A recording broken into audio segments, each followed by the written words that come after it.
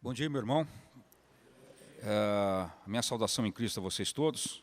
Sejam bem-vindos a essa parte final do nosso tempo juntos aqui, nesse nosso encontro sobre os desafios que os nossos dias têm imposto à igreja e ao nosso mundo. Se você nos acompanhou nesses dias, você deve ter se lembrado que nós abordamos até aqui 3 temas de grande importância para que a gente possa, de alguma forma, exercer algum discernimento sobre as coisas que estão acontecendo ao nosso redor. Nós falamos sobre a perseguição que começa de forma velada no nosso mundo ocidental. Falamos, na nossa segunda ocasião, sobre a formação ainda imperceptível para a maioria das pessoas de um esforço no sentido de uma globalização religiosa. Semana passada, Deus nos deu a graça de falarmos sobre a destruição da família natural. Bem, hoje eu acredito que temos talvez o maior desafio dos nossos 4 domingos, porque vamos falar sobre um assunto que facilmente aquele que coloca o que será colocado aqui pode ser mal visto, como se fosse uma pessoa que, de alguma forma, se opõe ao cuidado para com a criação, a natureza. E esse não é o caso. Queria que os irmãos entendessem isso. Gostaria que os irmãos prestassem atenção e fossem bastante cuidadosos, principalmente em não tomar as minhas palavras aqui como definitivas. Eu gostaria que os irmãos aproveitassem o que vai ser dito aqui como uma grande oportunidade de vocês mesmos começarem a buscar informação sobre o que está acontecendo. Nós vamos falar hoje sobre o totalitarismo ecológico. Poderíamos também chamar esse 4º tópico de o ambientalismo globalista. Então, irmãos, não sou contra o cuidado para com a natureza, muito pelo contrário. Eu sou o tipo do cara que compra alpiste para dar para os pardais no quintal de casa. Faço isso sempre e os alimento. Vejo isso assim como uma coisa muito graciosa a fazer. Eu dou comida para cachorro vira-lata na rua. Amo plantar árvores. Amo o verde. Amo a criação de Deus. Então, eu não sou esse cara que dispensa pouco cuidado ou é indiferente para com a criação de Deus. O que eu gostaria de falar para os irmãos hoje é um movimento que se apropria das preocupações ecológicas e tenta construir a partir daí e a partir de algumas premissas um poder controlador, com grandes repercussões sobre religião, economia, política, ética, tudo mais. E eu quero começar, meu irmão, minha irmã, lendo 2 passagens rapidamente. Nós não vamos examiná-las a fundo, mas eu gostaria de deixá-las como um gancho bíblico sobre aquilo que nós vamos falar. Gênesis 3, você pode me acompanhar aí na sua tradução, se você tiver alguma outra. A primeira parte do versículo 17. E a Adão Deus disse: visto que atendeste à voz de tua mulher e comeste da árvore que eu te ordenara não comesses, perceba que a mulher comeu, Deus cobrou do homem. Você já percebeu isso? A mulher comeu, Deus cobrou do homem. Foi o homem que teve de prestar conta. E aí Deus diz: maldita é a terra por tua causa. Perceba que a maldição sob a criação, ela não apenas afetou o homem, mas ela afetou a criação. Então, nós já temos problemas na terra, na natureza, muito antes do famoso aquecimento global. Romanos 8, 19 em diante, o apóstolo Paulo traz essa dimensão da queda para um aspecto, digamos assim, soteriológico, ligado à salvação, meio apocalíptico, apontando para o fim dos tempos. E ele mostra uma coisa interessante, irmãos. Ele diz que a criação de Deus, a natureza, ela tem uma expectativa. Ele diz: a ardente expectativa da criação, da natureza, eu prefiro o termo criação, porque natureza tem um certo vínculo pagão, sabe, a palavra natureza. Mas vamos usar o termo criação, como se fosse natureza, tá? Então, a ardente expectativa da criação aguarda a revelação dos filhos de Deus. Vejam que interessante. Essa natureza que está caída desde o Éden, ela está aguardando o final dessa obra de Deus em Cristo na nossa vida, na esperança de que a própria criação, essa natureza que está amaldiçoada desde o Éden, também vai ser redimida do cativeiro da corrupção, ou da inclinação para a morte, porque esse é o significado de corrupção nas Escrituras. Então, a natureza também inclina para a morte, como nós inclinamos. E a expectativa da natureza é que essa redenção que foi operada em nós, em Cristo, também se aplique a ela, como irá se aplicar. Porque ela será redimida do cativeiro dessa inclinação para a morte e para a liberdade que vai ser encontrada na glória dos filhos de Deus. Olha que maravilha, irmãos. E aí Paulo diz, porque sabemos que toda a criação, ou a natureza, se você preferir, geme e suporta angústias por causa da maldição desde o Éden ligada à queda. E não somente ela, mas também nós, igualmente gememos em nosso íntimo, aguardando a redenção do nosso corpo. Você entendeu a relação aqui? Você percebeu como é que as coisas estão relacionadas? Então preste atenção. Se você, meu irmão, minha irmã, quer se envolver com esse ambientalismo que está sendo pregado aí, com essa ideologia ambientalista, eu queria que você parasse um pouco para pensar em algumas implicações que essa ideologia que está sendo pregada aí tem sobre nós enquanto cristãos.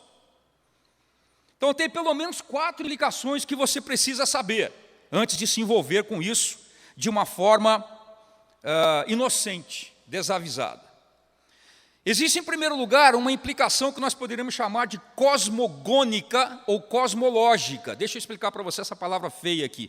Cosmogônica tem a ver com os mitos ligados à origem do mundo, à criação do mundo. Então, isso aqui, a cosmogonia tem mais a ver com assim, aquela percepção religiosa, mitológica. A cosmologia tem a ver já com o estudo mesmo científico da origem do universo. Por que tem implicação? Porque, veja só, para nós cristãos, o universo, o cosmos, a natureza, o mundo, a criação são obra das mãos de Deus. Você tem dúvida disso? Não? Não, né? A natureza, irmãos, ou a criação, pelo próprio nome, não é Deus, entendeu? A terra não é mãe de ninguém. A natureza não é Deus, não foi feita para ser adorada. A natureza é obra das mãos de Deus. Deus é transcendente, Ele não é imanente, Ele não está aqui no sentido de ser as coisas, Ele é o outro. Nós não cantamos agora tão maravilhoso, né? Ele é tão... Como é que diz a letra aí da música que nós cantamos? Ele é como? Como é que cantamos agora essa última letra sobre Deus? Ele é o quê? Maravilhoso. Então, Ele é maravilhoso, Ele é transcendente também. Ele é misericordioso, Ele é amável, não é? E Ele é transcendente. Ele é o totalmente outro, Ele não se confunde com as obras das suas mãos. Mas por que o irmão está dizendo isso? Bom, eu estou dizendo isso porque essa ideologia aí confunde criação com Criador. E vocês vão ver isso adiante. Bom, essa é a primeira implicação. Tem uma segunda, que é a implicação antropológica, ligada ao homem. Quem é o homem para nós, como cristãos? Ora, o homem é criação de Deus, mas ele tem um lugar especial na criação. Deus o constituiu sobre as obras das suas mãos. Nós fomos postos aqui sobre a natureza, sobre a criação, como mordomos de Deus, para administrar aquilo que Deus criou para a glória de Deus. Então, essa implicação é importante. O homem não é mais um simples animal no meio da biodiversidade. Cuidado com essa palavra, irmãos. Ela tem uma conotação ideológica. A biodiversidade é o ser humano como qualquer outro ser animal ou vegetal. Não é, não é.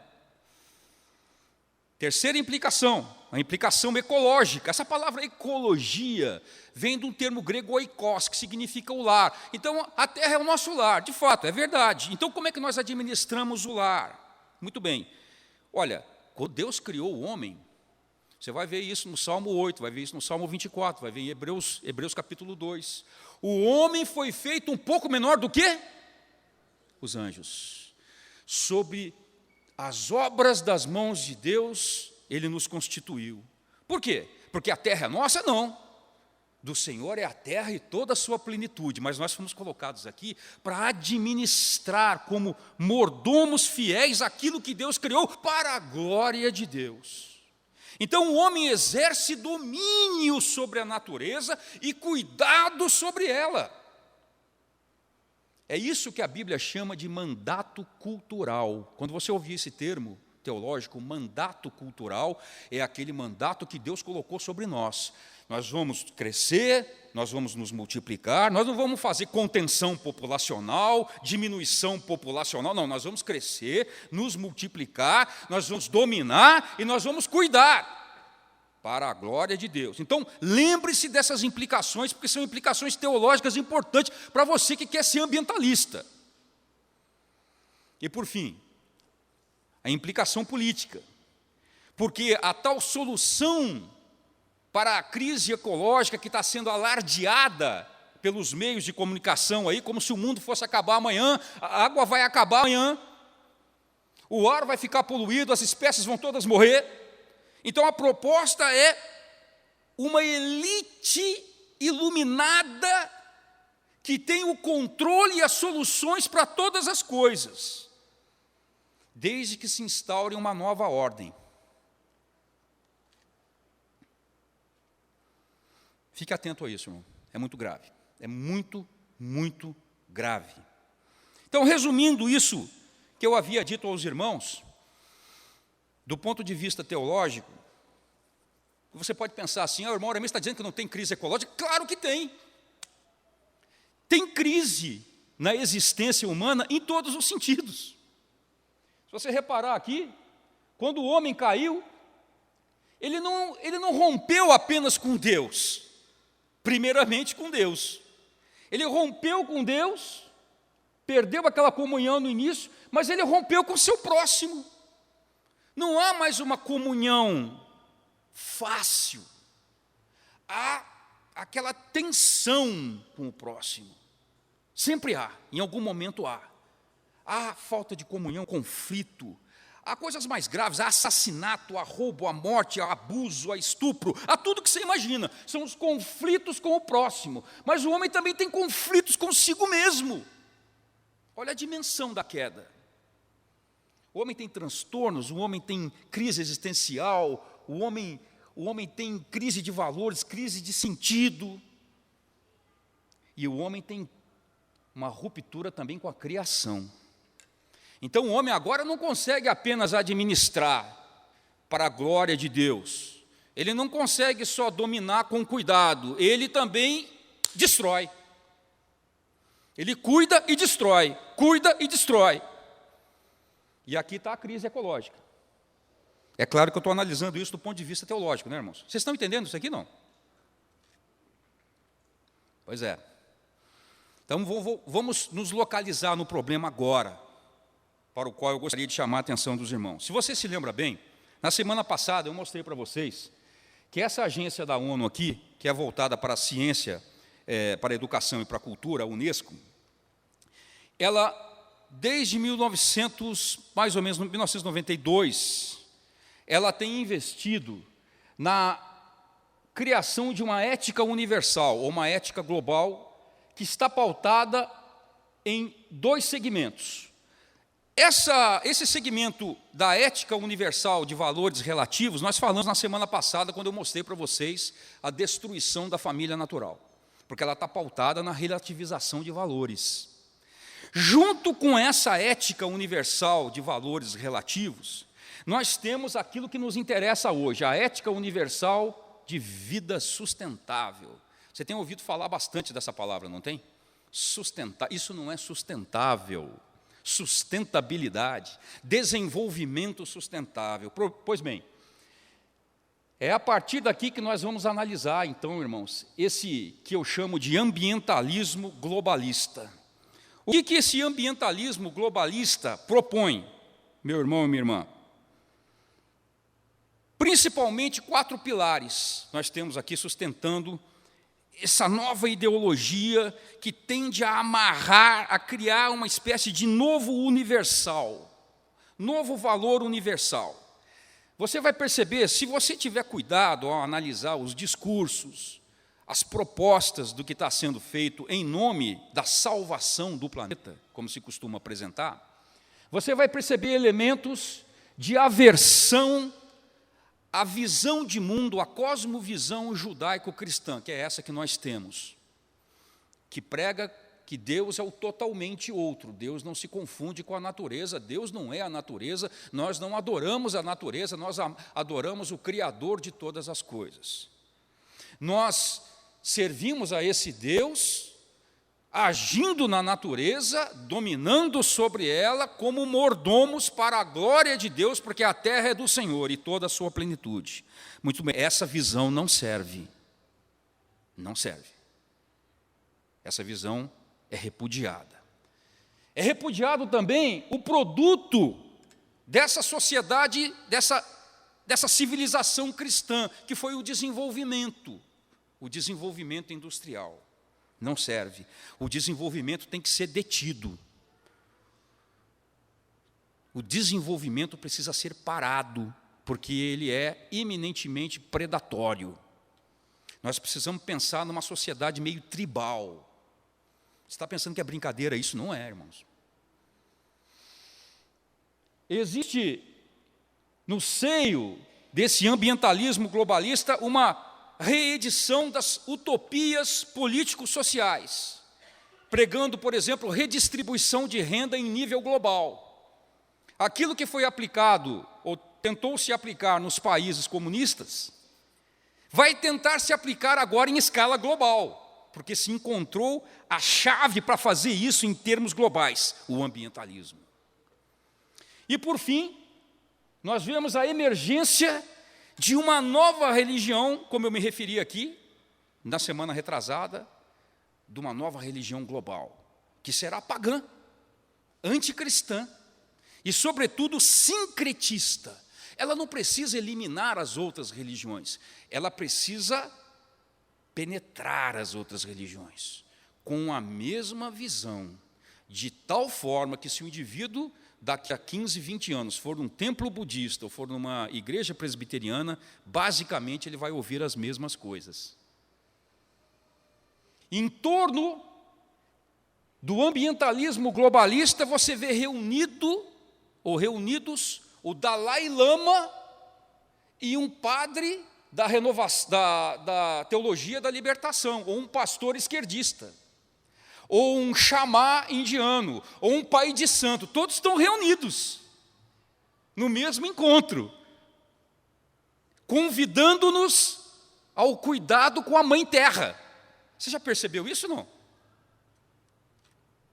Não? Então fique atento. Esse pensador francês, católico, conservador, chamado Pascal Bernardin, ele é autor de 2 obras. Os irmãos e as irmãs que estão envolvidos com o ensino, são professores, deveriam ler pelo menos uma das obras dele, chamado Maquiavel Pedagogo, para os irmãos entenderem como essa agenda está entrando em nível global nas escolas e na educação. E eu vou mostrar para vocês que isso é um dos alvos. Maquiavel Pedagogo, de Pascal Bernardin. Mas a obra dele que nos interessa aqui é uma obra pesada, de 600 páginas, chamada O Império Ecológico. Ele vai explicar para nós como é que essa ideologia funciona. Preste atenção, irmão, para você entender e para você ter um norte, para você avaliar essas propostas que estão sendo feitas. Diz assim Pascal Bernardin: a nova ideologia ambientalista deverá fornecer um princípio central e unificador. Preste atenção. Nós estamos trabalhando com um princípio universal que está sendo implantado, em torno do qual a sociedade mundial ou global poderá se construir e se definir. Então, ela vai ser definida a partir desse novo princípio. Esse princípio deverá formá-la por inteiro. Por inteiro. E esse princípio vai permitir que ela defina tanto os objetivos sociais quanto as normas de comportamento individual. Você já está percebendo as normas de comportamento individual? As novas propostas de casamento, de configurações familiares, do que você pode falar, do que você não pode falar, do que é politicamente correto, do que é politicamente incorreto. Esse princípio ele deve ser aceito por todos os povos, do Ocidente, do Oriente, do Norte e do Sul. Agora, preste atenção. Pascal Bernardin enfatiza, deverá esse novo princípio unificador evitar confrontar qualquer sensibilidade religiosa ou filosófica. Não precisa confrontar. Ele vai, ao contrário, avançar essa causa sincretista. O que é o sincretismo? Você junta tudo, nivela todos os credos.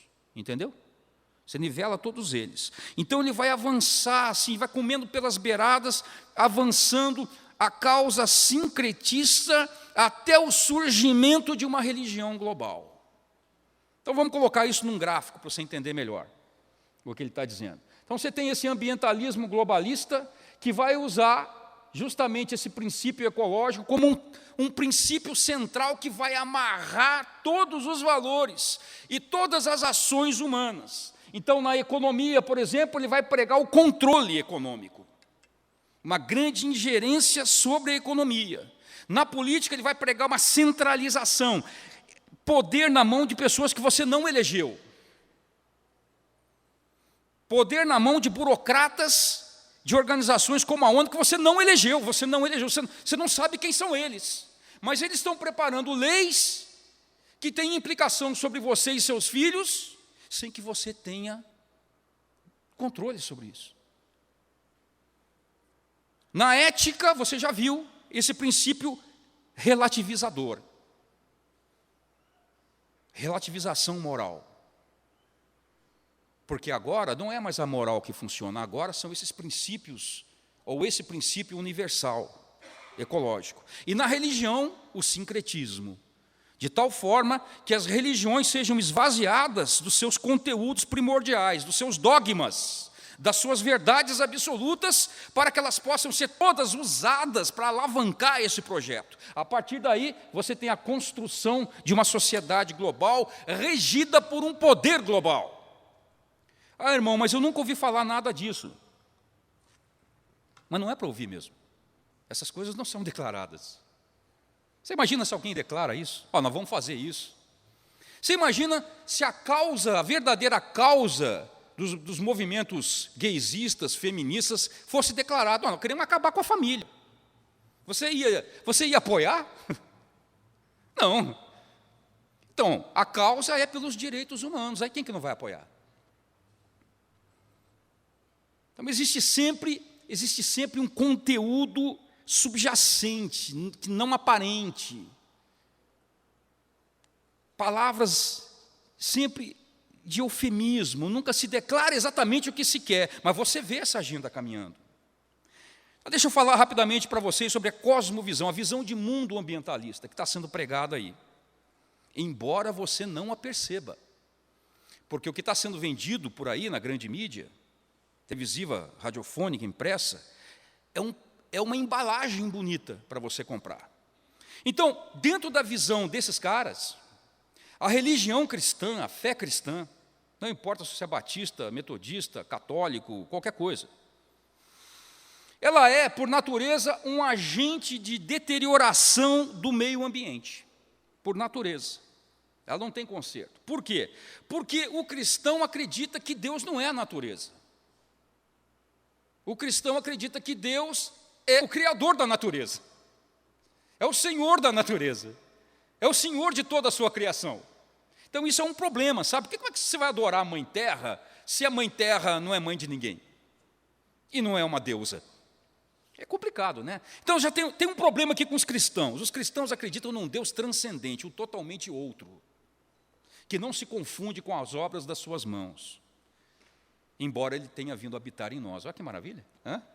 Ele veio habitar em nós, mas ele não se confunde com a obra das suas mãos.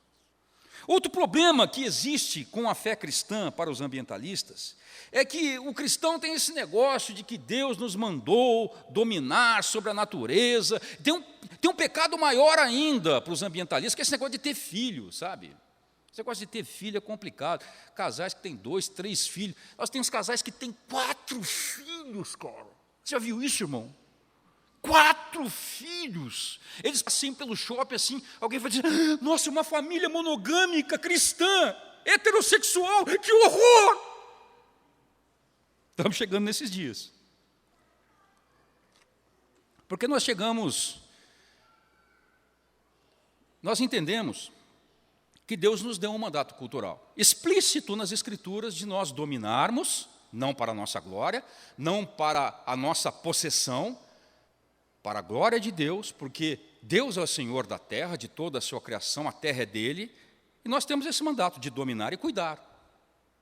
Toda a ação humana incide sobre a natureza. Eu gosto sempre de dizer isso. Você vai construir uma casa, você tem que terraplanar um terreno, cortar a árvore, não tem? Toda a ação humana incide sobre a natureza, não tem jeito. Agora, na cosmovisão ambientalista, então, em resposta a esse suposto cristianismo que preda a natureza, que destrói a natureza, surge a proposta de um novo modelo religioso, que é um culto neopagão. Ele é panteísta, ele acredita que tudo é Deus, Deus é tudo, a natureza é Deus, e existe essa forma de culto à Mãe Terra, ou Gaia, como nós vamos ver adiante. Irmão, você está exagerando, né?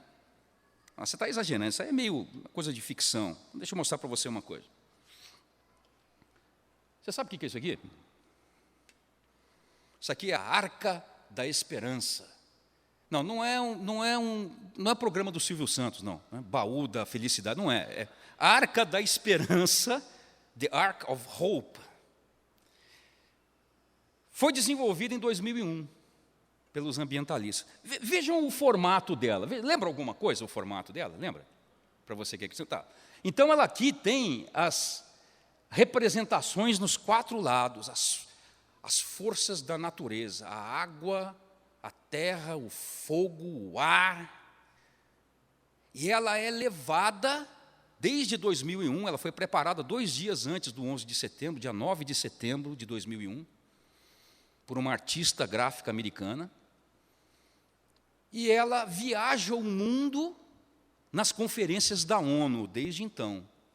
E recebe, assim, uma espécie de culto, sabe? Quando ela chega lá, porque ela representa a devoção da humanidade à natureza. Mas olha que interessante, o que será que tem dentro dela? Ela leva alguma coisa. O irmão vai dizer: já sei, as tábuas da lei. Não são as tábuas da lei. Deve ser o maná. Não, também não é o maná. A vara de Arão também não é. Sabe o que ela leva? Ela leva dentro dela um livro, chamado Livro de Temenos, e ela leva a Carta da Terra, com os 16 princípios para a vida sustentável. Olha que coisa sagrada. Você pode ler a Carta da Terra. Se você acha que eu sou um teórico da conspiração, entra na internet, leia a Carta da Terra. Leia os 16 princípios da Carta da Terra para a vida sustentável. E aí ela sofre essa espécie de devoção. Você nunca ouviu falar disso, né? Mas está acontecendo. Não chegou a hora ainda disso ser assim tão explícito. Tem muito cristão nesse mundo. Tem muito cristão que ainda tem problema com esse negócio de governança mundial, religião mundial. Mas veja o sentimento que há muito tempo já paira na mente desses elitistas, globalistas, como, por exemplo, o senhor Lynn White, que foi um famoso historiador britânico, professor e autor de um artigo na famosa revista Science, em 1967. Imagina que já há 50 anos que os caras estão denunciando isso. Ele diz assim: nós continuaremos padecendo um agravamento da crise ecológica se não recusarmos o axioma. O axioma é uma afirmação categórica universal, tá? Uma afirmação imutável, o axioma cristão, segundo o qual a única razão de ser da natureza é servir ao homem. Vamos ajudar o Sr. Lynn White a entender um pouquinho mais de teologia cristã. Não, a única razão de ser da natureza não é servir ao homem. A razão de ser da natureza é a glória de Deus. Entendeu, irmão?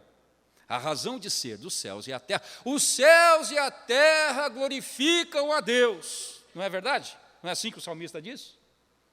Dia após dia, mesmo no silêncio, nós temos um mandato cultural sobre a natureza, para exercermos um domínio representativo de Deus aqui, como mordomos.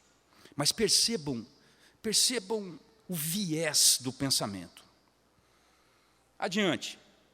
Essa visão ambientalista, meu irmão, ela se contrapõe à visão bíblica sobre o que é o homem, do ponto de vista antropológico. Porque a visão ambientalista põe um homem nesse pacote da biodiversidade como apenas mais um animal. Mais um.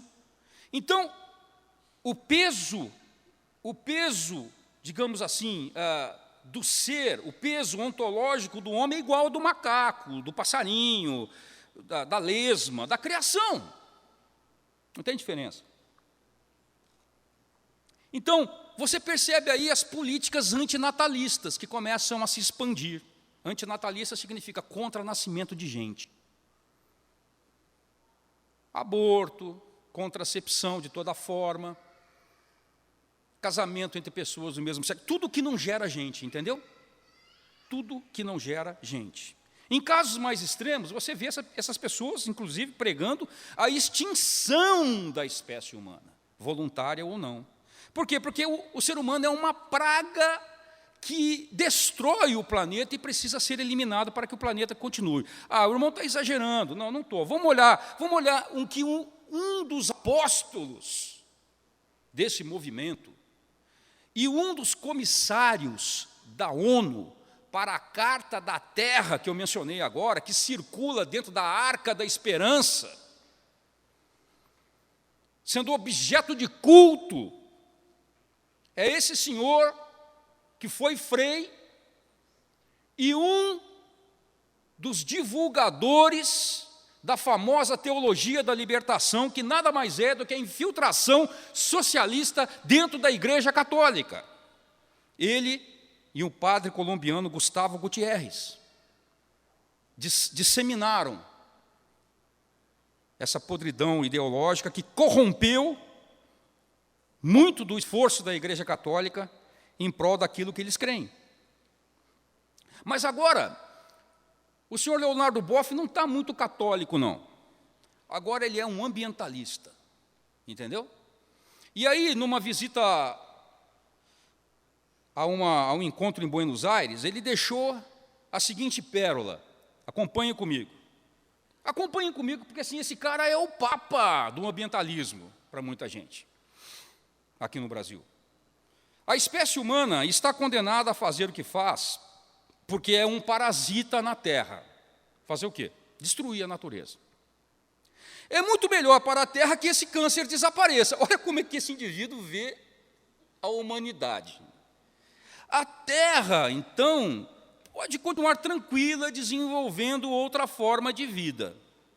Esse cara é um dos pensadores por trás da Carta da Terra da ONU. Preste atenção, porque as coisas que são feitas das que não são. Nós temos que atentar para as coisas no mundo das ideias, irmãos, antes de ver a coisa feita. E aí ele diz assim, a infraestrutura biológica, essa biodiversidade aí toda, é candidata a nos suceder, porque é portadora da espiritualidade. Toma cuidado com esse termo, espiritualidade, viu? Toma cuidado, porque não é o que você está pensando. Você está pensando que é uma coisa, mas não é. As religiões abraâmicas, diz o senhor Leonardo Boff, são as mais violentas, porque acreditam ser portadoras da verdade. Olha que problema isso aqui, você diz que você está falando a verdade. Você dizer que Jesus é a verdade. Isso é um problema, isso é uma violência. É uma violência ideológica. E aí a recomendação do senhor Leonardo Boff é o seguinte: não precisa ter verdade. O que é necessário é espiritualidade. É como ele faz, ele abraça a árvore, quer casar com a árvore, sabe? É esse negócio, é espiritualidade tribal, ecológica. Não é necessário credo, nem doutrina. Você tá vendo para onde que nós estamos indo aqui, não? Talvez você tenha assistido esse filme aqui, Noé, que alguns chamam de Não É. É verdade.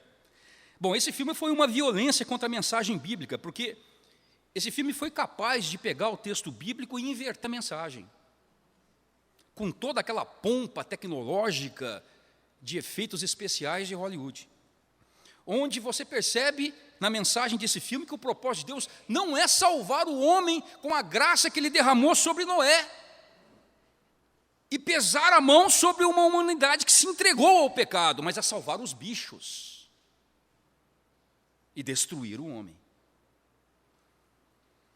Nós temos um exemplo clássico do que esse tipo de mentalidade, essa ecologia tribalista, esse ambientalismo globalista, começa a frutificar. Você se lembra desse caso aqui, que ocorreu em São Roque? Você se lembra, isso foi noticiado há 2 anos e meio. Havia lá em São Roque, aqui no interior de São Paulo, um instituto de pesquisas farmacêuticas chamado Instituto Royal. Muitas pesquisas sendo feitas lá, importantes para a medicina. E, irmãos, eu amo cachorro, sempre tive cachorro. Mas, como parte do exercício do nosso domínio sobre a natureza, e em função da queda humana, nós ficamos doentes. Não é verdade? Não existem doenças. Você acha que seria melhor experimentar os remédios em pessoas ou em animais? A não ser que para você animal e pessoa seja a mesma coisa, então nós experimentamos em animais. Existem regras, leis internacionais que tentam minimizar a dor do animal na experiência médica, farmacêutica. E aí era o caso do Instituto Royal, onde aqueles cãezinhos da raça Beagle estavam sendo ali usados com cuidado, propriedade do instituto. Esse instituto foi, num ato criminoso, invadido por manifestantes que destruíram as pesquisas, roubaram os animais de propriedade do instituto, em nome dos direitos dos animais. Então eu digo para você uma coisa: se você pensa assim, eu só vou parar para ouvir você se você não tomar remédio. Você toma remédio? Então não vem com esse papo que você é ambientalista de direitos dos animais, toma remédio. Porque o que você não quer para você, você quer para os outros. Isso me deixa muito irado, irmãos. Uma dessas ambientalistas, isso eu vi na televisão, estava com um beaglezinho desse aqui no colo. Foi dar entrevista num jornal, e ela não quis aparecer. Então a câmera ficou aqui atrás dela, o jornalista aqui, e ela com o cãozinho virado para a câmera. E o jornalista perguntou para ela: escuta, mas por que você fez isso? Por que vocês entraram aí? Por que vocês roubaram os animais? Aí ela falou assim: porque o que eu não quero para mim, eu não quero para o meu semelhante. O semelhante dela é o cachorro, irmãos. Isso é muito grave. Isso é uma situação tal que o ser humano já não sabe quem mais é. Ele não sabe quem ele é. Porque para ele agora cachorro, baleia, tubarão, o macaco, tudo tem o mesmo valor ontológico, o mesmo valor de ser.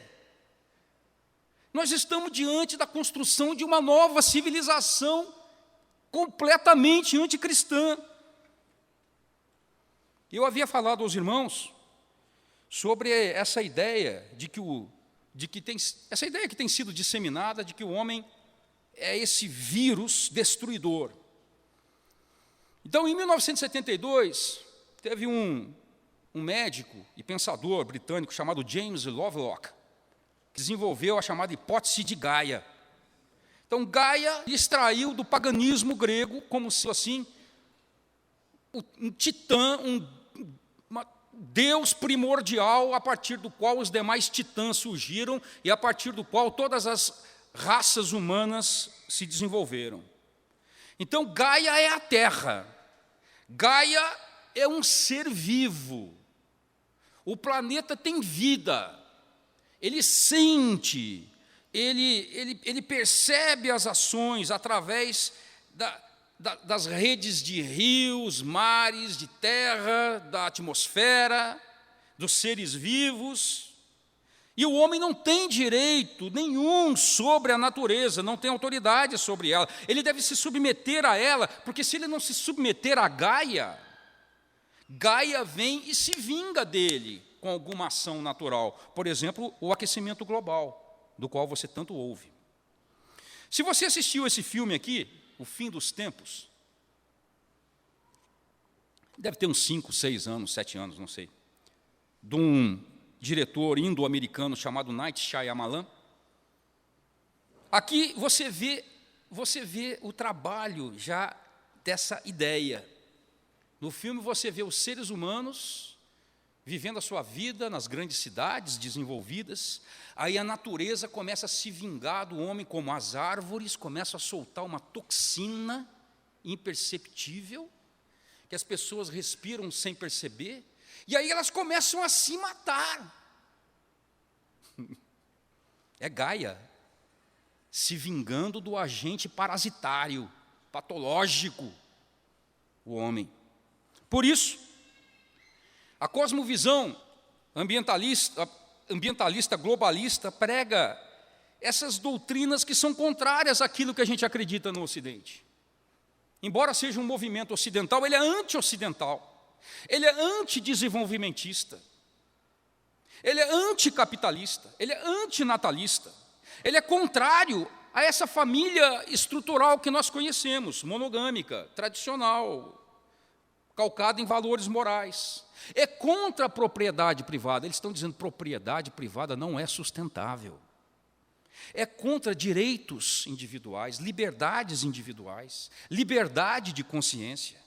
E é favorável ao quê? A um controle. Para quê? Para a salvação do planeta. Um controle que se exerça do ponto de vista econômico e do ponto de vista político. Vou mostrar para vocês uma figura, um figurão, que foi uma das vozes mais importantes na propagação desse aquecimento global causado pelo homem. Bom, ele partiu, não diria daqui para melhor, mas ele partiu em novembro e agora ele deve estar sentindo bastante o aquecimento, não global, mas eterno, né? O nome dele é Maurice Strong. Fez muito dinheiro com a indústria fóssil, de combustíveis fósseis. Aí daí virou ambientalista. E aí ele trouxe essa outra pérola para nós. É possível, e ele falou, esse cara foi um dos organizadores da Eco Rio 92. Você lembra? O pessoal mais velho aí lembra. O pessoal jovem não. Eco Rio 92. Foi a ocasião em que o desenvolvimento sustentável foi trazido para o público. E aí Maurice Strong, esse canadense, diz o seguinte: é possível que cheguemos a um ponto em que, para salvar o mundo, eles se sentem salvadores do mundo, entendeu? Eles são salvadores do mundo. Para salvar o mundo, a solução será o afundamento da civilização industrial. Você está preparado para viver num mundo não industrial? Está preparado ou não? Tribal? Está preparado? É o que eles querem. Agora, vamos supor que você quisesse ser um ambientalista.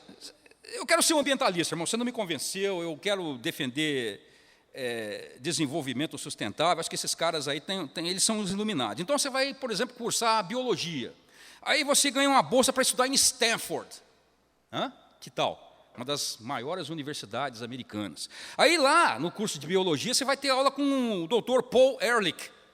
Aí o Dr. Paul Ehrlich vai dizer para você o seguinte, olha que legal, o câncer é uma multiplicação descontrolada de células. A explosão populacional é uma multiplicação descontrolada de pessoas. Olha que analogia interessante. Pois é. Precisamos mudar os nossos esforços do tratamento dos sintomas para a extirpação do câncer. Ele não está falando de câncer. Ele está falando de gente.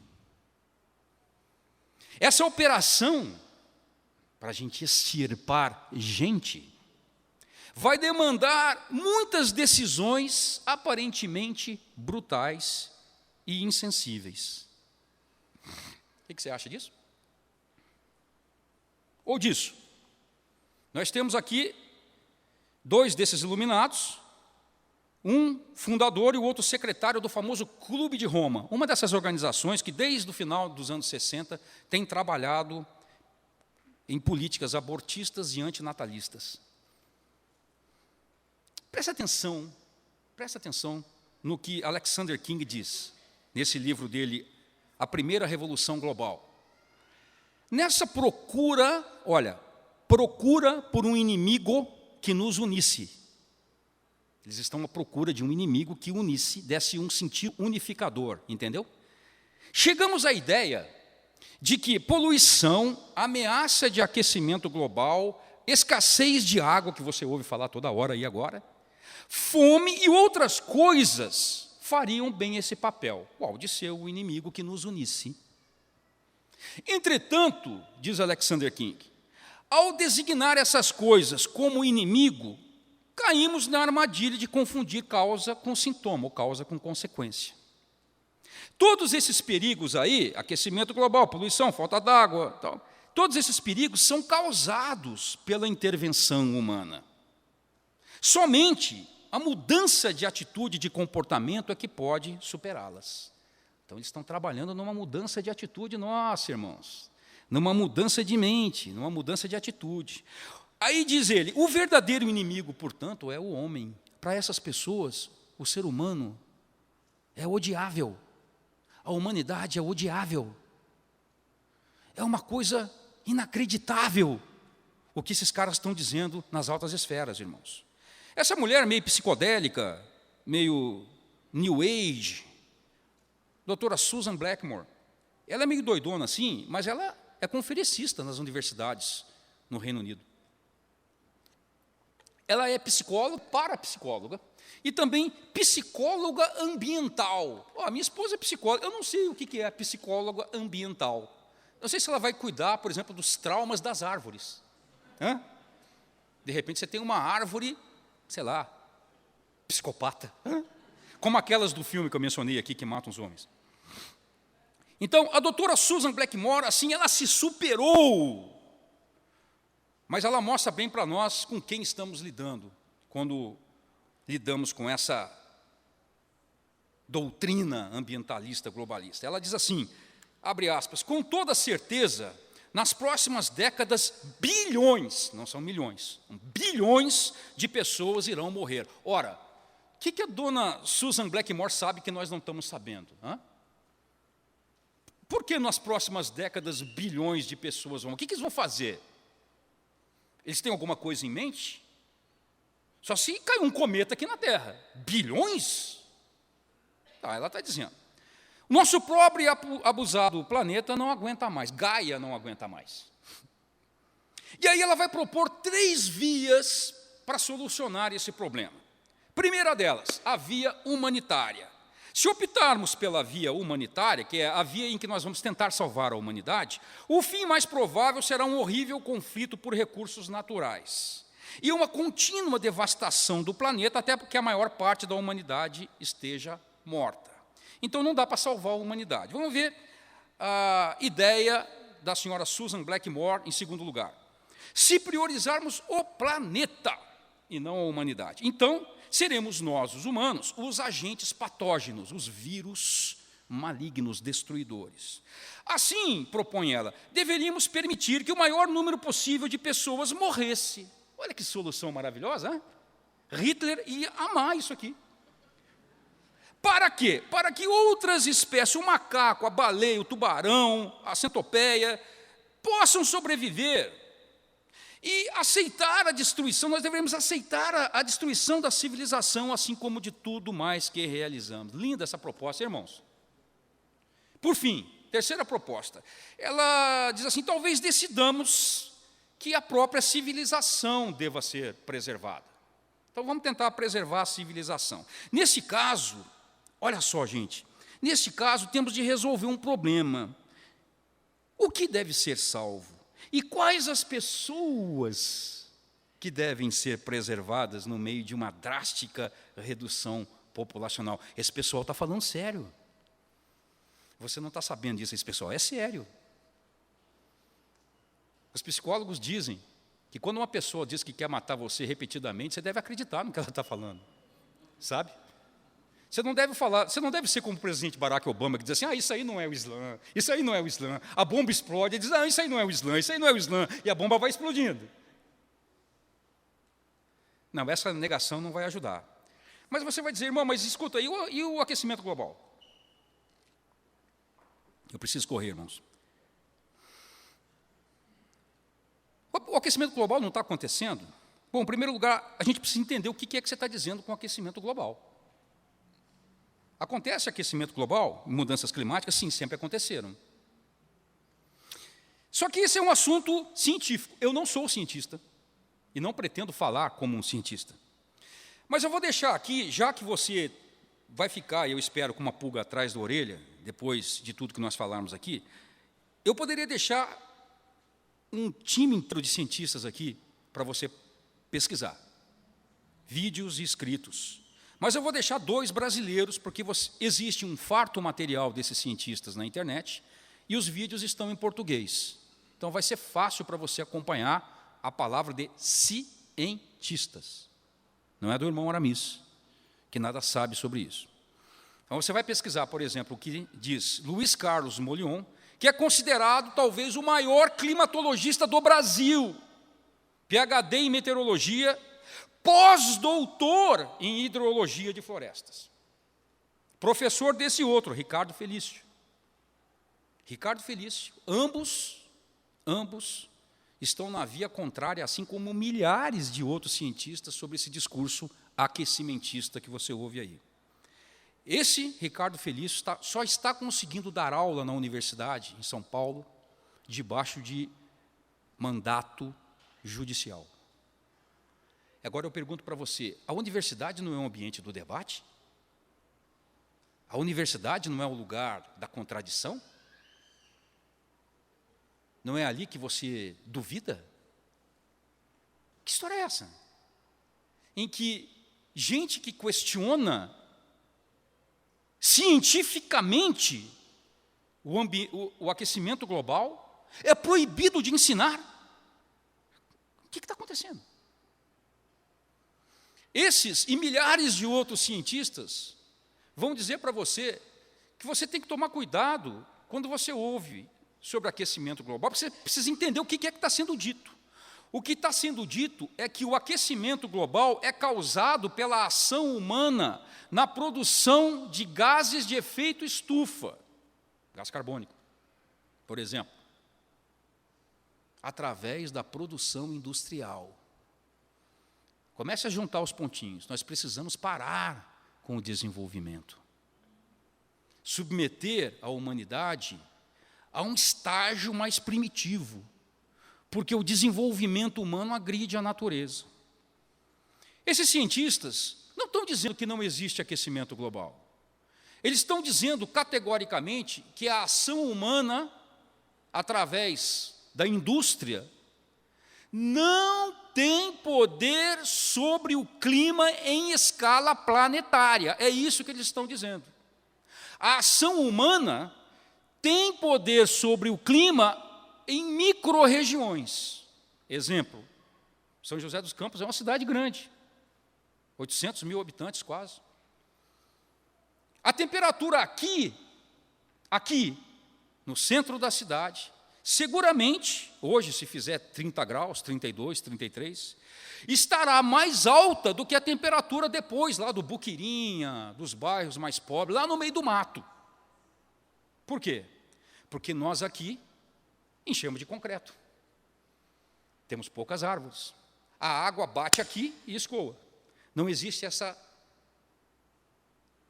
esse intercâmbio de calor, nem esse frescor que a evaporação da água traz. Nós não temos aqui. Então, o homem é capaz de mexer no clima, assim, na escala micro ele é. Nas cidades, as temperaturas nas cidades são mais altas. Sem dúvida nenhuma, eles não estão negando isso.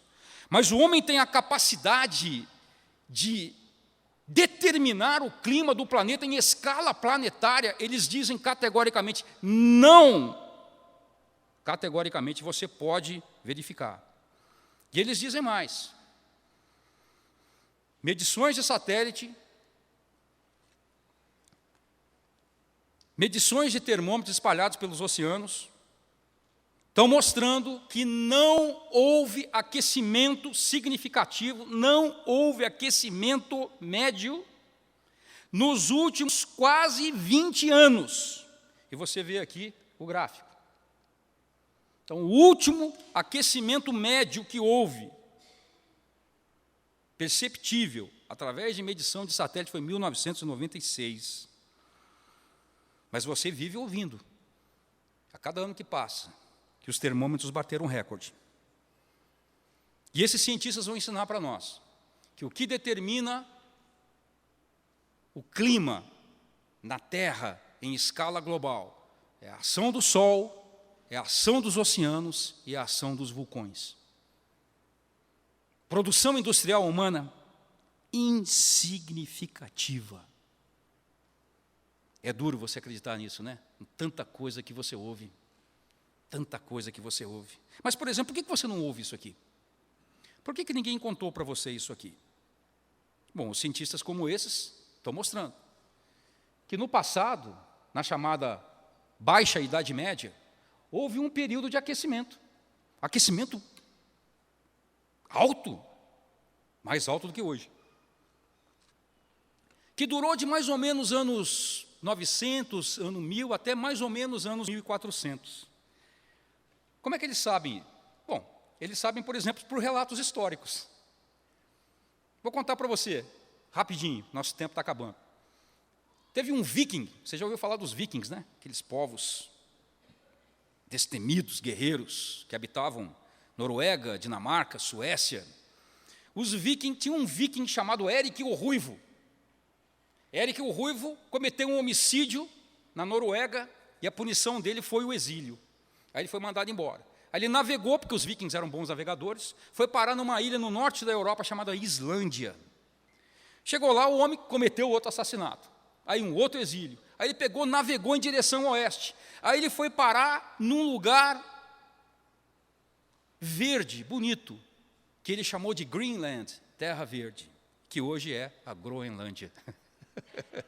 Se os irmãos conhecem um pouquinho de geografia, sabem o que é a Groenlândia, é um monte de gelo hoje, né? Pois é, a Groenlândia foi verde, nesse período da Idade Média. Por quê? Porque houve aquilo que os cientistas chamam de período medieval quente. Logo depois dos anos 1400, o mundo entrou naquilo que eles chamam de pequena era glacial, que vai lá mais ou menos dos anos 1400 até o começo do século passado. Nesse período aqui, por exemplo, há relatos de que o rio Tâmisa, em Londres, estava congelado. Os caras faziam até feiras livres no Tâmisa. Passeavam em cima do rio, estava congelado. E aí, a partir do começo do século passado, muito antes do homem expelir todos esses gases industriais que você vê aí hoje, a temperatura começa a subir, chega a picos nos anos 20 e outros picos nos anos 40 e começa a subir. Por que isso não está sendo mostrado para você? Isso não devia ser discutido? Não, mas isso não interessa. Por quê? Porque Toda essa doutrina que aparece hoje aí, ela faz parte de um mecanismo muito complexo, que eu vou tentar simplificar para vocês, de controle social, por uma boa causa. Como é que esse controle é exercido, irmãos? Deixa eu explicar para vocês, rapidinho, isso aqui é complexo, mas eu vou tentar simplificar. Esse controle é construído a partir de uma teoria chamada teoria de sistemas. Como é que a teoria de sistema é aplicada aqui? Você tem uma elite de pessoas que se sentem uma espécie de salvadores do mundo, que se sentem encarregados de salvar o mundo, com uma missão soteriológica de salvação. Eles se apoiam, essa elite, em estruturas e instituições muito poderosas, muito bem financiadas, que conseguem penetrar as soberanias nacionais. O que eles fazem dentro dessa ideia, dessa concepção de teoria de sistemas? Bom, eles propõem um problema que eles chamam de problema sistêmico e transversal. Como é que é um problema sistêmico? É um problema que atinge a todos por igual. Não é um problema que possa ser tratado só de um lado, só por alguns, só por uma região do planeta. Ele é um problema sistêmico, porque ele vai influir na totalidade da humanidade. E ele é transversal por quê? Porque ele precisa de soluções em várias áreas diferentes, social, econômica, até mesmo religiosa, porque a mente das pessoas e a sua ética precisa ser mudada. Então, como é que se traduz esse problema que foi proposto? Por exemplo, o aquecimento global. Esse é um problema sistêmico. Você está entendendo, irmão? Porque não adianta o Brasil querer sozinho resolver os seus problemas ambientais, porque se você emite gás carbônico aqui, você vai afetar supostamente, como eles dizem, o clima no planeta, que vai fazer chover ou vai causar tempestade na Índia.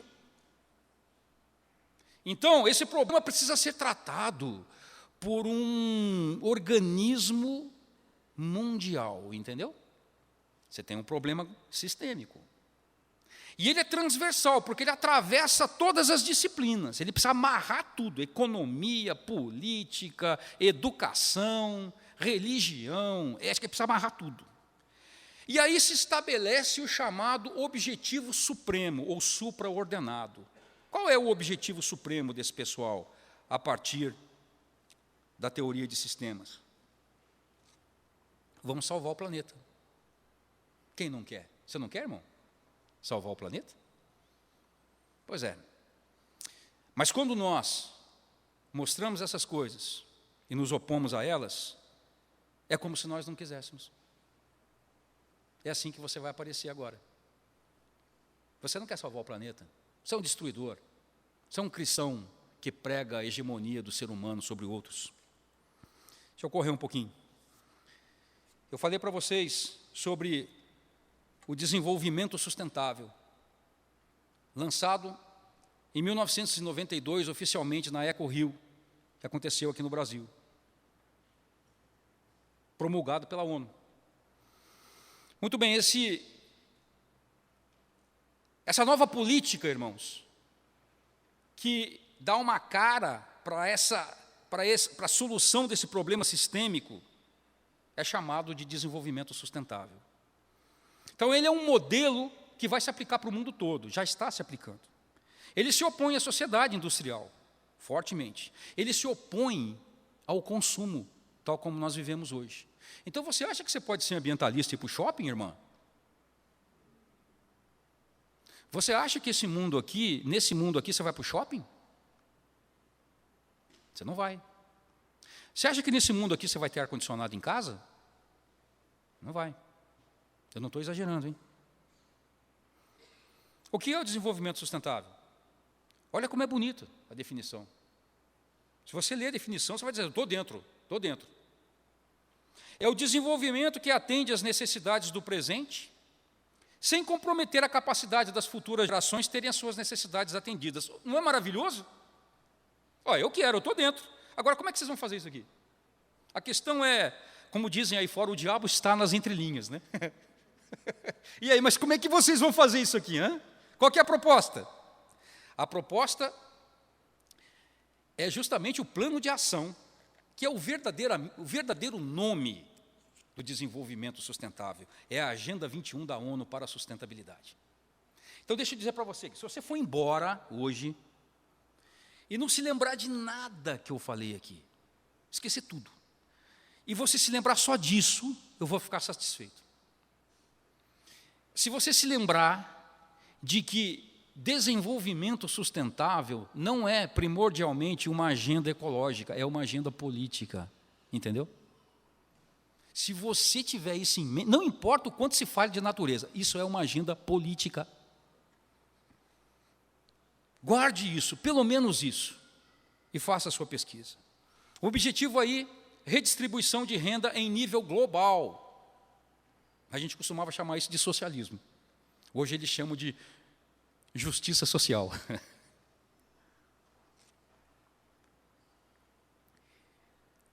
Você pode comprar a Agenda 21, você pode baixar, leia lá.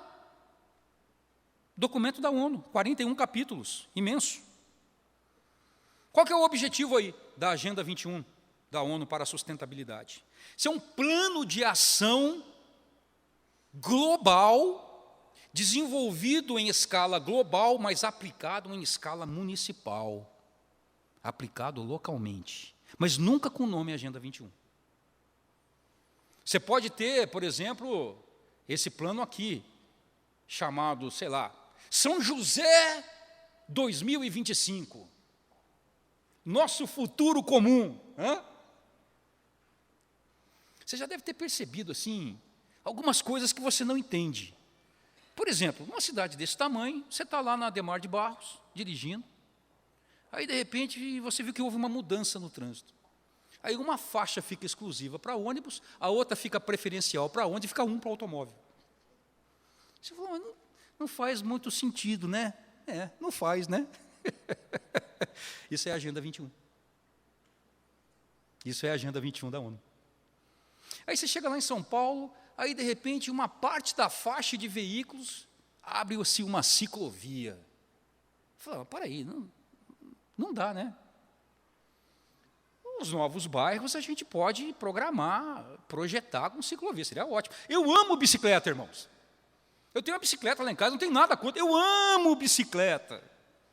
Mas deixa eu dizer para os irmãos, eu adoro meu carro. Sabe?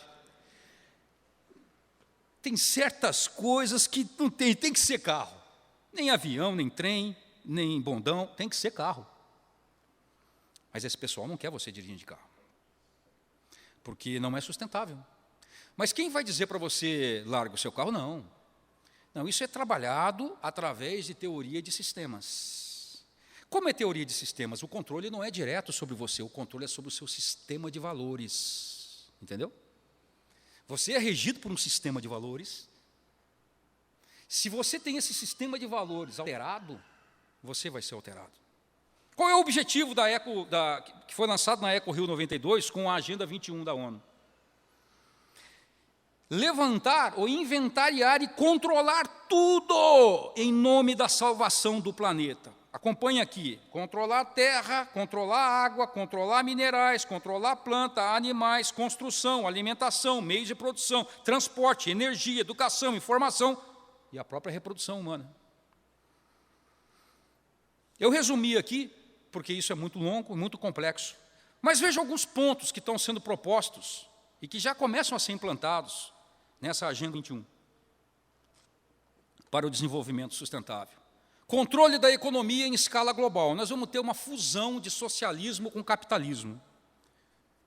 Economia centralizada, redistribuição de renda. Como você viu, a experiência nos países comunistas não enriqueceu o pessoal, empobreceu todo mundo. Só que você vai ter isso em escala global agora. Eliminação do automóvel particular. O automóvel não é sustentável. Eles não estão falando nem mais tanto em automóvel elétrico. O negócio é botar você de bondão ou de bicicleta. É mais fácil ser controlável assim. Irmãos, o automóvel, presta atenção aqui, o automóvel é o símbolo da sua autonomia, entendeu? É o símbolo da sua autonomia como pessoa. Quando você é mais jovem, começa a trabalhar e começa a ganhar o seu salário, a primeira coisa que você pensa em comprar é um automóvel. O automóvel te dá liberdade. Mas agora é tudo bike, não é, irmãos? É tudo de bike. Como eu disse para os irmãos, não tenho nada contra, é muito bom, desde que seja planejado. E desde que não seja tolhida de você a liberdade de optar. Abolição da propriedade privada, começando pela terra, começando pelo campo. Nos Estados Unidos já começam os conflitos. Fazendeiros começam a não poder usar as reservas naturais dentro da sua propriedade, porque a Agência Ambiental Americana começa a proibir, começa a impeli-los a vender as suas terras e migrar para a cidade. Eu vou explicar para vocês por quê. Limitação do crescimento populacional, controle da natalidade, em todas as formas. Controle do uso da água e da energia. Irmãos, quem controla a água, controla a vida. Você está ouvindo falar bastante de escassez de água, não é? É verdade. Pois é, quem controla a água, vamos colocar isso na mão de quem? Alguém vai ficar responsável pelo controle da nossa água? Ofertas cada vez menores de energia. Lembrem o seguinte, só é possível um país progredir se houver oferta de energia. Quando você começa a fechar hidrelétricas, fechar usinas nucleares e colocar turbinas eólicas, aqueles cataventos para gerar energia, você vai ter diminuição da oferta de energia. A energia elétrica está subindo no mundo todo, não é culpa só da Dilma, não. Não é só com a gente, não. Por quê? É uma forma indireta de você deter o desenvolvimento com as tais energias limpas. Não tenho nada contra, irmãos, desde que elas sejam alternativas, complementares. Eu tenho energia solar em casa. Eu tenho lá. O uso é legal. Só que sai mais caro para mim do que o chuveiro elétrico, por incrível que pareça. Porque você recebe lá, através das células, o aquecimento da água, ela vai para um reservatório, e aí tem que ter um aquecedor elétrico lá dentro para manter a água quente. Interessante, né? Tá, as novas tecnologias agora, tem uma tecnologia mais nova a vácuo, que dizem, mas é muito mais cara. Muito mais cara. Muito bem, eles estão propondo, e isso aqui é inacreditável, mas você deveria ler a Agenda 21 para você ver, a reurbanização das cidades. Como assim?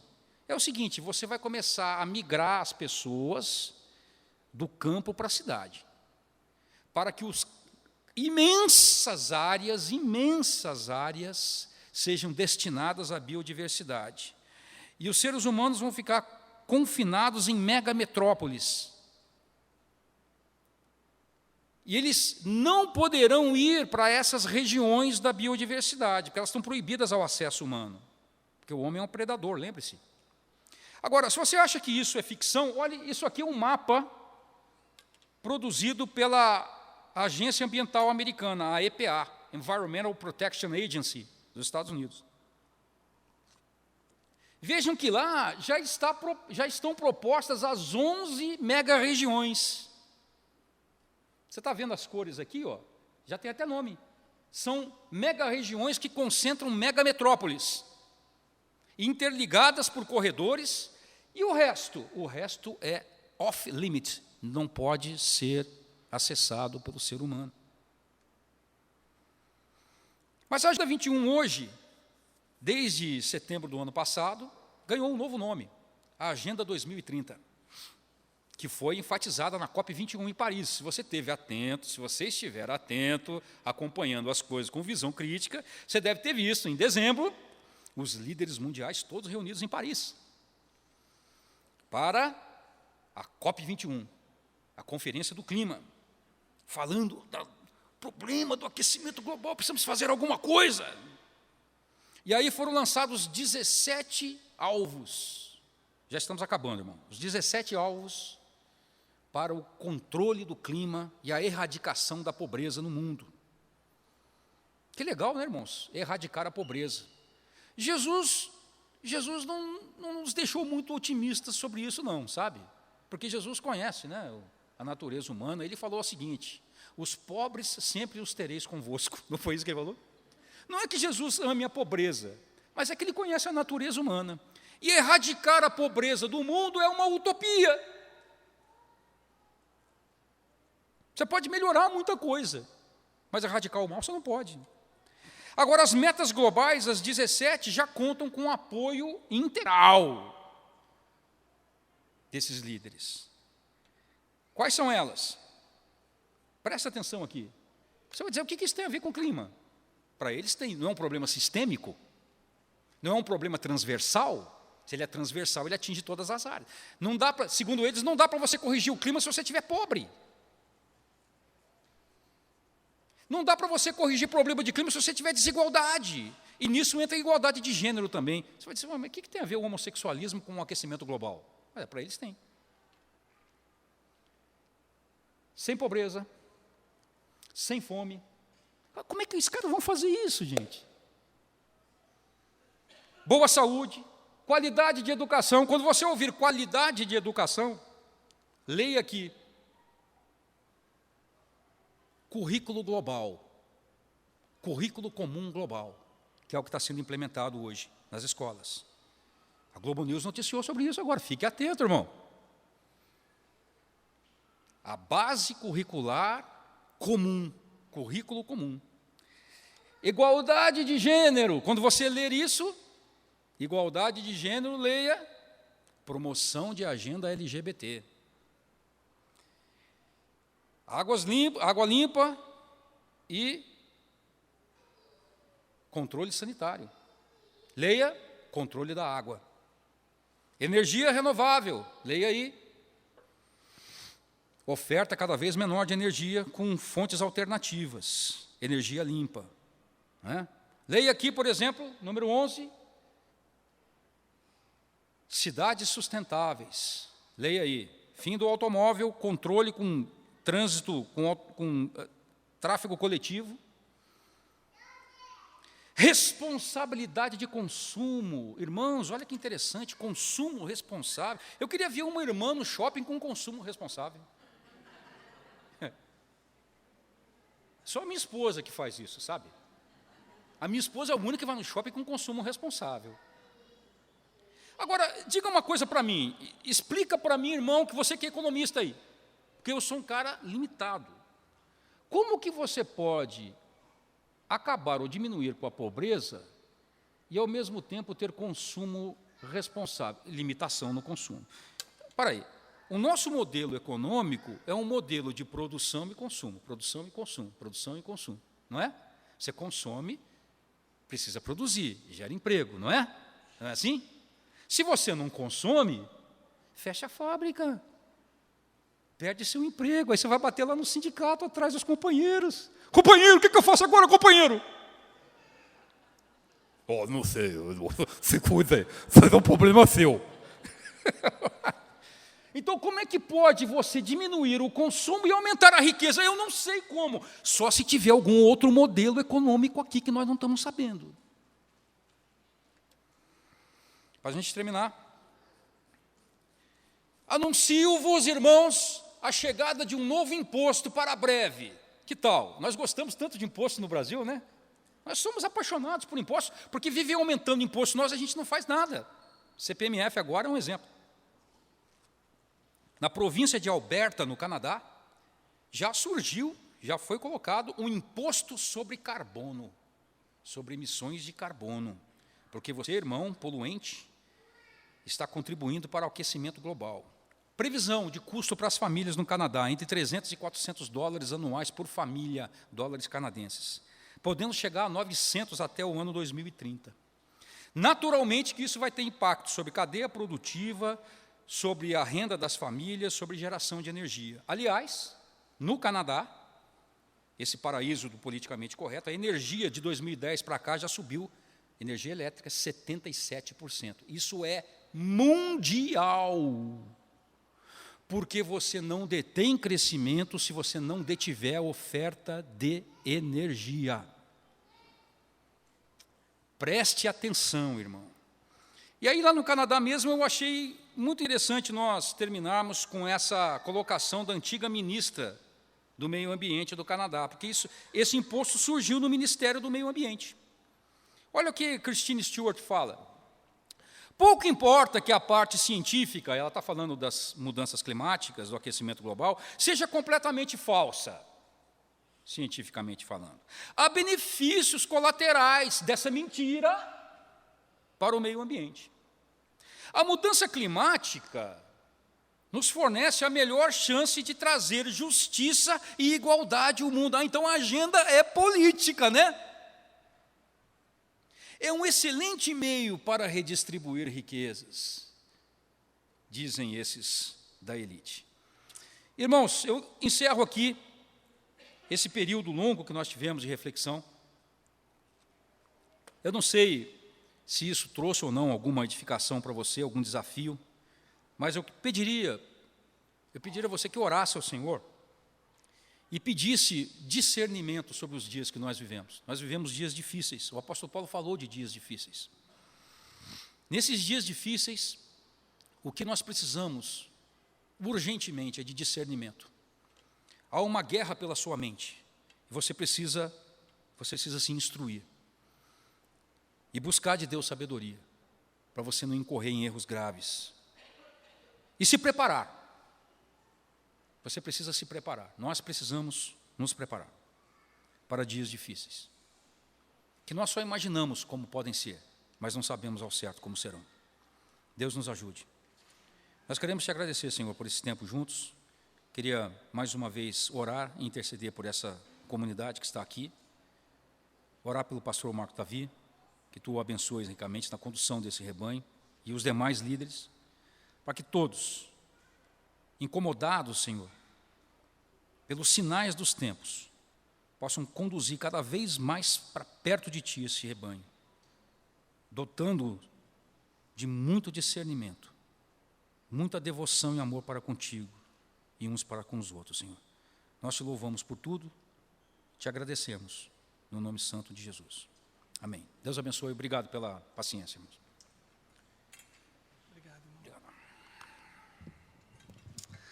Graça e paz. Vamos ficar em pé? Eu acho que é a terceira ou quarta vez que o irmão Aramis, ele ministra o nosso coração. Não sei quantos de vocês já leram um livro de John Stott, Crer Também é Pensar, e é muito importante que a gente desperte a partir da nossa família, em nossos filhos, essa capacidade de refletir nesse tempo por tantas coisas que estão obscuras. Amo demais assistir filmes. Enquanto o Aramis estava ministrando, me lembrei dos últimos 3 que eu assisti, todos eles com esta agenda. A Quinta Onda, assisti um filme chamado Kingsman e revi Avatar. Os 3 encharcados desse material que o Aramis acabou de ministrar ao coração da gente. E eu agradeço pelo seu compromisso de estar aqui às manhãs. Quantos assistiram às 4 palestras? Quantos aqui assistiram? Ok? Esse material possivelmente vai ser reunido e com a autorização do Aramis disponibilizado para vocês. E a gente quer que isso seja reproduzido, porque a IBAD está comprometida em fazer você pensar também. Eu quero orar, às 18 horas teremos o nosso encontro, se Deus assim permitir. Pai, muito obrigado por esta manhã, mais uma vez, muito obrigado pela vida do irmão Aramis, da Iva, obrigado pelo comprometimento dele, de não apenas conosco, mas em muitas igrejas da nossa região e fora dela, ó Deus, compartilhar as suas reflexões. Muito obrigado, Deus. O nosso irmão foi tão útil para cada um de nós. Muito obrigado pelo servo que ele é, de poder compartilhar conosco e poder abrir o nosso conhecimento. Pai, nos ajuda a ter discernimento sobre tudo o que recebemos em nossa casa, das mídias. Ó Deus, nos ajude como jovens desta igreja a marcarmos essa geração como cristãos que pensam e não são levados simplesmente, ó Deus, pelo que lhes é oferecido. E levanta a tua igreja, ó Pai, na face da terra, para exercer o seu papel fundamental contra todas essas ideologias contrárias à tua vontade, Pai. Que saibamos nos comportar. Nos leve em paz, ó Deus, para um almoço em família, em comunhão, e se o Senhor assim quiser, nos traga logo a mais à noite, para mais uma vez te oferecermos o culto que o Senhor é digno de receber. Em nome de Cristo Jesus, amém. Vou em paz, Deus abençoe a todos, até às 18, se Deus quiser.